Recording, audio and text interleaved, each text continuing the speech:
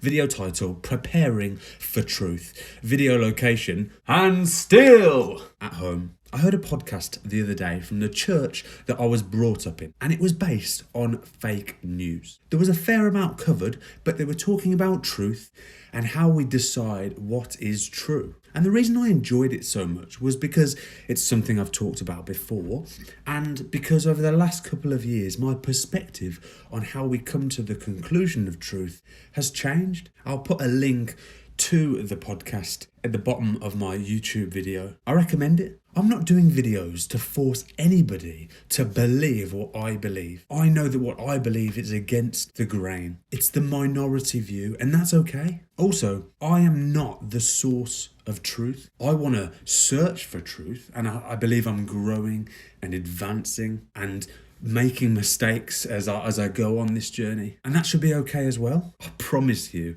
I will make mistakes in the future. In fact, the more I learn, the more I realise how little I previously knew. But I would ask that you are open to what Nanny and I are sharing on our channel. I don't think there's anything more honourable than the quest for truth. Was the assessment that I just made a fair one? Did I consider all of the facts? Or did I just lose my head because it didn't add up for me? When I first began to search for truth back in 2013, I really struggled with some of the aspects of the Christian faith. I could never really see myself agreeing with this or changing my behaviour to fit that. But as time went on, I spoke to more and more people, and I began to ask more and more questions. I began to understand why a loving God would have a way of life for us, and some of the things that I'd previously struggled with now made sense. It would be like looking at a really complicated maths question, deciding it didn't make sense and just walking away. Whereas if you take the time,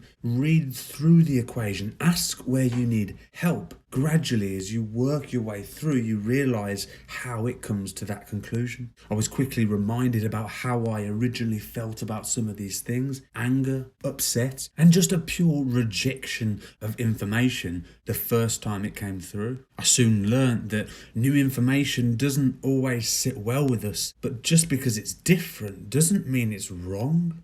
And you know what? I kept feeling it. Someone would say something, and initially I would disagree. But I began to slow down, and I'd take the time to at least ask myself, is it wrong because it's actually wrong? Because there are things that are actually wrong. Or two, is it wrong because it's actually just different from my experience and my viewpoint? A different perspective that I haven't thought about or lived out. I try my best to use that even today, being slow to anger and even quicker to listen, putting it to the test. Wrong because it's wrong.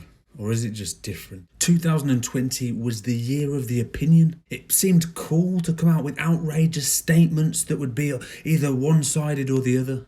Are we really ready to hear the things that are different to what we believe, outside our bubble of experience? Can we really say that we're people that are willing to learn if as soon as someone says something that's outside of the box that we've lived in, we get angry or upset? In my experience, we learn the most when we open ourselves up to new opinions and new experiences. In scripture, pride is mentioned 58 times for this very reason. I didn't count, I googled it. But there's a clear warning against it as it closes us off from learning and growing. And if God is a personal God that wants us to grow close to Him, He'd want us listening for all that He has to say. Are we open to a Creator designing us with purpose?